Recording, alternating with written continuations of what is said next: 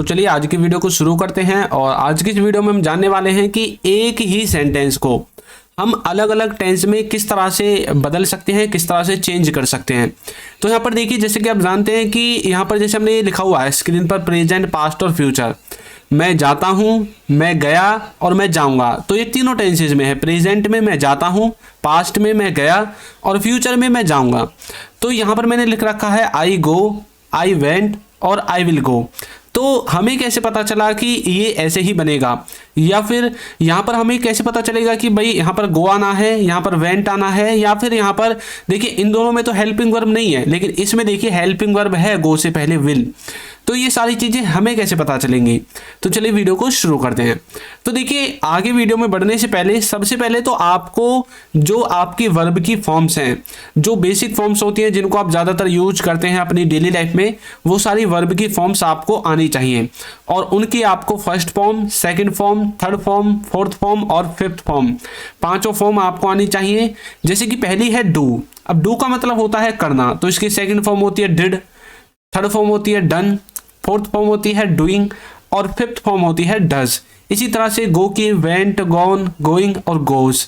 Work का मतलब होता है काम करना, ईट का मतलब होता है खाना, प्ले का मतलब होता है खेलना और वॉच का मतलब होता है देखना।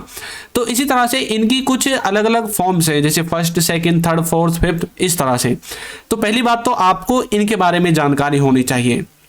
दूसरी बात, आपको ये पता होना चाहिए कि ये जो वर्ब की थर्ड फॉर्म है ये कौन से टेंस में यूज होती है। जैसे कि वर्ब की सेकंड फॉर्म सिर्फ पास्ट इंडेफिनिट में यूज होगी।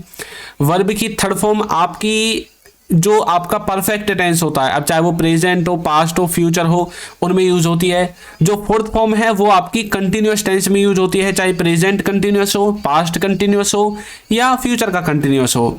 जो फिफ्थ फॉर्म है ये आपकी ज़्यादातर प्रेजेंट के इंडेफिनिट में यूज होती है। तो ये सारी चीजें आपको थोड़ी थोड़ी सी इनके बारे में जानकारी होनी चाहिए, तभी आप किसी भी सेंटेंस को एक से दूसरे में ट्रांसलेट कर सकते हैं। ठीक है, तो ये तो आपको बेसिक है जो कि आपको पता होना ही चाहिए।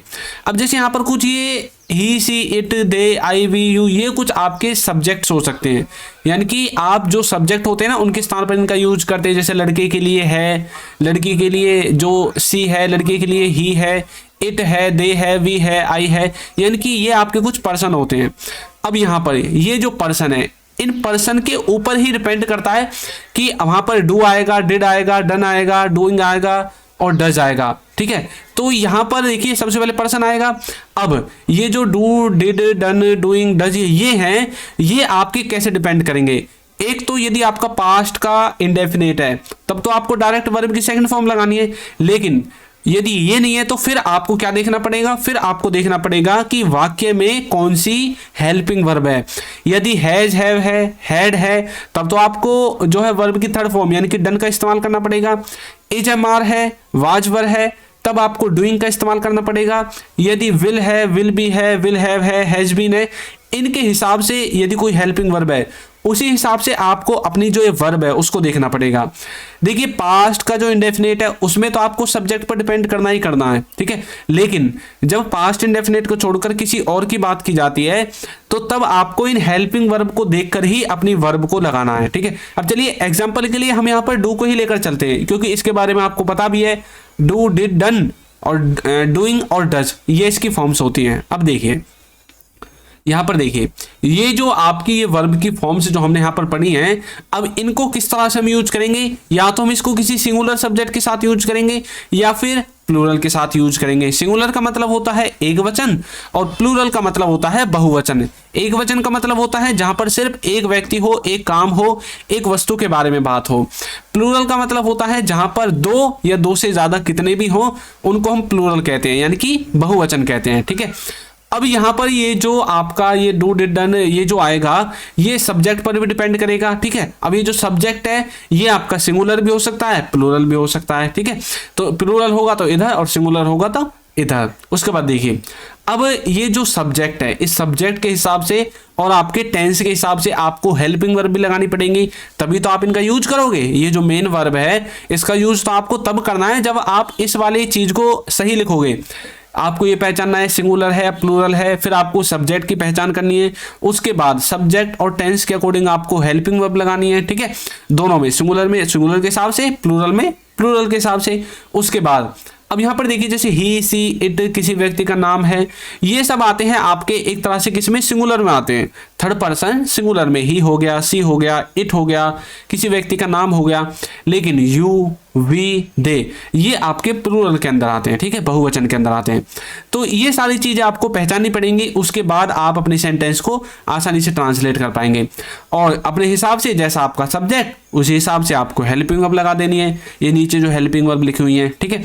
तो यहाँ तक आपको थोड़ी सी बात समझ में आई होगी। हो सकता है कि आपको एक बार में वीडियो में समझ में ना आए, तो आपको कम से कम वीडियो को 2 बार देखना है, जिससे कि आप अच्छे से समझ जाओ, ठीक है। अब देखिए आगे बढ़ने से पहले मैं आपको एक चीज बता देता हूं कि हमारा जो कोर्स है वो लॉन्च हो चुका है, और इसमें हमने बेसिक से एडवांस्ड लेवल तक का इंग्लिश ग्रामर को कवर कराया है। इंग्लिश के सभी क्लास नोट्स मिलेंगे, लाइव आपको वॉइस का और चैट का ऑप्शन मिलेगा, सभी वीडियो लेक्चर्स मिलेंगे, प्रैक्टिस क्विज मिलेगी, कोर्स का सर्टिफिकेट भी आपको दिया जाएगा, और इसका जो प्राइस है वो 299 है ओनली, ठीक है। और देखिए अब यहाँ पर आपको कुछ ऐसी बातें हैं जो आपको याद रखनी है, जैसे कि आपकी हेल्पिंग वर्ब होती है हैज, इज, डज, या फिर आपका हो गया वाज, ठीक है। हैज, इज, डज और वाज, ये जो हेल्पिंग वर्ब है ये आपको यूज करनी है ही, सी, इट इनके साथ, ठीक है। तो आपको एक चीज क्लियर हो गई कि कहां पर कौन सी हेल्पिंग वर्ब यूज होगी। यदि हैज है, इज है, डज है, वाज है, तो ही, सी, इट इनके साथ यूज होगी। इसके अलावा यदि हैव है, आर है, डू है और वर है, तो आपको क्या करना है, ही, सी, इट को छोड़कर जो भी है उन सब के साथ आपको इनका यूज कर देना है, ठीक है। ये बात भी आपको समझ में आ गई। और जो आपका डिड है, विल है और हैड है, इनमें ऐसी कोई लिमिटेशन नहीं है, जैसे कि ऊपर हमने देखा था, इनको आप किसी के भी साथ यूज कर सकते हैं। आप सब के साथ इनको लगाएंगे, ही, सी, इट के साथ भी, आई, वी, यू, दे इन सब के साथ भी, ठीक है। तो ये सभी पर्सन के साथ यूज होंगी। हैज, इज, डज और वाज ये ही, सी, इट के साथ यूज होंगी, और हैव, आर, डू और वर ये ही, सी, इट को छोड़कर जो बच जाते हैं उन सब के साथ यूज होंगी। यहां तक आपको कॉन्सेप्ट क्लियर हुआ। तो चलिए अब आगे बढ़ते हैं। सबसे पहले हम सिंगुलर के केस को देखेंगे। सिंगुलर केस में जैसे ही, सी, इट और किसी व्यक्ति के नाम के साथ किस तरह से हम सेंटेंस को बदल बदल कर यूज कर सकते हैं, ठीक है।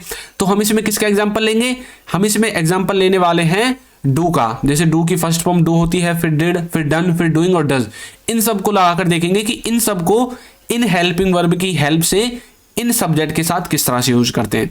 तो पहला है ही डिड, ही डिड, बताइए कौन सा सेंटेंस है। देखिए ये जो सेंटेंस है ये है आपके पास्ट का इंडेफिनिट का। अब देखिए यहाँ पर एक चीज देखनी है, डू फर्स्ट है, ये जो सीरियल वाइज लिखे हुए हैं, ठीक है, फर्स्ट, सेकंड, थर्ड, फोर्थ और फिफ्थ। अब देखिए ही डिड, अब देखिए डिड कहां पर आया है, सेकंड में। अब आपको पता है वर्ब की सेकंड फॉर्म कहां पर लगती है, पास्ट इंडेफिनिट में। तो सेंटेंस कहां का है, पास्ट इंडेफिनिट का है। ही डिड मतलब इसका मतलब क्या है, उसने किया, ठीक है, ही डिड उसने किया। उसके बाद देखिए he is doing, he is doing. अब देखिए यहां पर डूइंग कौन सी फॉर्म है, first, second, third, fourth number की फॉर्म है डूइंग। अब डूइंग जो है वो अकेला नहीं आ सकता, क्योंकि जब भी वर्ब में आईएनजी लग कर आता है इसके साथ कोई ना कोई हेल्पिंग वर्ब आएगी। क्यों, क्योंकि सेंटेंस है कंटिन्यूअस का। अब ही इज डूइंग, अब यहाँ पर इज लगा हुआ है, तो देखिए इज यहाँ से आया है, तो ये प्रेजेंट का है, क्योंकि अब जानते हैं इजमार और वाजबार इन दोनों का ही यूज करते हैं हम कंटिन्यूअस में, और फ्यूचर में विल बी का यूज करते हैं। तो इज आ गया तो प्रेजेंट का। यदि इसी को आपको पास्ट में लेकर जाना था तो ही के साथ आपको वाज को लगा देना था, तो पास्ट में चला जाता। तो ही इज डूइंग कैसे बोलेंगे, वह कर रहा है। तो देखिए डिड का यूज कर दिया, डूइंग का यूज कर दिया। ही वाज डूइंग यदि हमें पास्ट में बोलना है तो बोल देंगे वह कर रहा था। तो देखिए ये दोनों कंटिन्यूअस के हैं, इन दोनों में कुछ भी चेंज नहीं हुआ है, सिर्फ चेंज क्या हुआ है, हेल्पिंग वर्ब। तो यहाँ से हमें एक चीज सीखने को मिली कि हेल्पिंग वर्ब को चेंज करके हम किसी भी वाक्य का टेंस, उस वाक्य का काल चेंज कर सकते हैं। यहाँ पर इज है तो प्रेजेंट है, वाज है तो पास्ट है। और देखिए ही हैज डन, डन कौन सी फॉर्म है, डन है भाई थर्ड फॉर्म, ठीक है, फर्स्ट, सेकंड, थर्ड, तो डन है वर्ब की थर्ड फॉर्म। तो आपने देखा कि वर्ब की थर्ड फॉर्म मैंने आपको जब शुरू में वीडियो स्टार्ट की थी कहाँ पर यूज की थी, वर्ब की थर्ड फॉर्म ने यूज की थी परफेक्ट टेंस में। किसके परफेक्ट में, प्रेजेंट, पास्ट और फ्यूचर तीनों के परफेक्ट में। अब आपको मैंने ये भी बताया था कि हैज हैव कहाँ पे यूज होंगे, तो थर्ड पर्सन के साथ हैज हैव इनका यूज करेंगे, ठीक है। अब ये जो हैज है ये कहाँ पर यूज होता है, प्रेजेंट में यूज होता है, तो ये किसका परफेक्ट बन गया, प्रेजेंट का परफेक्ट बन गया। ही हैज डन मतलब वह कर चुका है, ठीक है, वह कर चुका है। इसी तरह से ही हैड डन, देखिए अब कुछ भी चेंज नहीं हुआ, ऊपर भी हैज है और नीचे हैड है, तो हैज से हैड कर दिया, तो हैड हमें पास्ट में यूज करते हैं, तो ये बन गया पास्ट का परफेक्ट। कैसे बोलेंगे? वह कर चुका था, वह कर चुका था। ही विल बी डूइंग, अब कहाँ का सेंटेंस है? देखिए विल भी आ गया, और जहां पर विल आएगा वो उसका मतलब है कि विल का मतलब है कि ये है जो ये फ्यूचर का है, ठीक है। जहां पर विल दिखेगा फ्यूचर का होगा, और विल के साथ बी भी है और आईएनजी भी है। देखिए जहां तक आईएनजी का सवाल है, ये जो आईएनजी होती है ज़्यादातर ऐसे कार्यों को दिखाती है जो रेगुलरिटी के होते हैं, चाहे वो प्रेजेंट के हो, पास्ट के हो, या आने वाले समय यानी कि फ्यूचर के हो, उनमें कुछ ना कुछ कंटिन्यूटी दिखेगी, इसीलिए हम आईएनजी लगाते हैं। तो ही विल बी डूइंग मतलब वह कर रहा होगा। ही विल हैव डन, इसका मतलब है कि वह कर चुका होगा, वह कर रहा होगा या कर चुका होगा। तो इस तरह से आप इनका इस्तेमाल कर सकते हैं। समझ में आ गया ही, सी, इट और किसी व्यक्ति का नाम का किस तरह से हम इस्तेमाल करते हैं। अब देखिए यहाँ पर मैंने सबके साथ ही का इस्तेमाल किया है, आप यहाँ पर सी का इस्तेमाल कर सकते हैं, इट का इस्तेमाल कर सकते हैं, किसी व्यक्ति का नाम, जैसे मेरा नाम चिंटू है, किसी का नाम देवेश है, किसी का नाम ललित है, राहुल है, किसी का भी नाम हो उसके नाम के हिसाब से भी आप इसमें नाम को लगा सकते हैं। जैसे कि मान लीजिए सी लगा दिया, सी डिड, जब भी सही है। इट लगा दिया, इट डिड, ये भी सही है। और जो नेम है, किसी व्यक्ति के नेम लगा दिया, जैसे राहुल डिड, तब भी ठीक है। तो मतलब सब चीज़ें ठीक हैं, लेकिन आपको जो है स्ट्रक्चर बनाना आना चाहिए, ठीक है। तो ये तो हो गया सिंगुलर का केस। अब चलिए एक बार प्लूरल वाले केस को देखते हैं। प्लूरल में हम ही से इट का यूज नहीं करते, इनमें हम यूज करते हैं यू, वी, दे, इस तरह की जो आपकी पर्सन होते हैं उनका यूज करते हैं, ठीक है। तो उसी को देखेंगे जो पीछे हमने देखा था ना, लेकिन इसमें आपकी जो हेल्पिंग वर्ब है वो चेंज हो जाएंगी। देखिए सिंगुलर की जो हेल्पिंग वर्ब है वो ये है, लेकिन जो प्लूरल की हेल्पिंग वर्ब है वो ये है। प्लूरल में हम इनका यूज करते हैं, और सेम हम उसी को देखेंगे डू को किस तरह से अलग अलग फॉर्म से हम यूज करते हैं। देखिए वी डिड, तो किसका सेंटेंस है? देखिए वर्ब की सेकंड फॉर्म में डिड दूसरे नंबर पे है ना, तो सेकंड फॉर्म में second form past indefinite, we did मतलब हमने किया। वी आर डूइंग मैंने बताया था जहां पर आईएनजी आएगी कंटिन्यूअस टेंस होगा, और कंटिन्यूअस होगा तो आगे आपको ये देखना है कि इजएमआर है या वाजवर है। इजएमआर है तो प्रेजेंट है, और वाजवर है तो पास्ट है। अब इजएमआर है तो प्रेजेंट है, यानी कि प्रेजेंट का कंटिन्यूअस है। वी आर डूइंग हम कर रहे हैं। वी वर डूइंग मतलब हम कर रहे थे, तो ये पास्ट का बन गया। देखिए वाजवर आएगा तो पास्ट, इजएमआर आएगा तो प्रेजेंट। इस तरह से आपको सेंटेंस को देखना है। वी हैव डन मतलब हम कर चुके हैं, वी हैव डन, कई बार बोलते हैं ना, वी हैव डन, हम कर चुके हैं, यानी कि हम कर चुके हैं या फिर हमने कर लिया है, दोनों तरह से आप बोल सकते हैं। वी हैड डन, अब देखिए पास्ट में चला गया ना, हैज है तो प्रेजेंट है, हैड है तो पास्ट है, तो मतलब पास्ट है तो पास्ट परफेक्ट, प्रेजेंट है तो प्रेजेंट परफेक्ट। हम कर चुके थे। वी विल बी डूइंग, हम कर रहे होंगे, we will be doing. We will have done, यानी कि हम कर चुके होंगे आने वाले समय में, ठीक है। हम कर रहे होंगे, हम कर चुके होंगे, हम कर चुके थे, हम कर चुके हैं, हम कर रहे थे, हम कर रहे हैं, हमने किया। ये सब आपके कैसे बने हैं? आपके बने हैं इस हेल्पिंग वर्ब का और इस वर्ब का, इनका इस्तेमाल करके। बाकी सब्जेक्ट आप किसी का भी यूज कर सकते हैं वी के स्थान पर। तो इस तरह से आप प्लूरल के जो सेंटेंसेज होते हैं उनको आसानी से बना सकते हैं। अब चलिए आपकी प्रैक्टिस के लिए हम आपको एक सेंटेंस देता हूं। तो आपको डू का एक वाक्य बनाना है, ठीक है। डू का एक वाक्य बनाएं, तो आपको उसे कमेंट करके बताना है। और यदि आपने कोर्स को परचेज नहीं किया है तो लिंक डिस्क्रिप्शन में है, वहां से जाकर आप उसे भी ज्वाइन कर सकते हैं। तो आपको ये वीडियो कैसी लगी है जरूर बताइएगा, और यदि अभी तक आपने हमारे चैनल को सब्सक्राइब नहीं किया है तो चैनल को सब्सक्राइब कर दीजिए, वीडियो को लाइक कर दीजिए, और एक अच्छा सा कमेंट करना बिल्कुल ना भूलें। Thank you.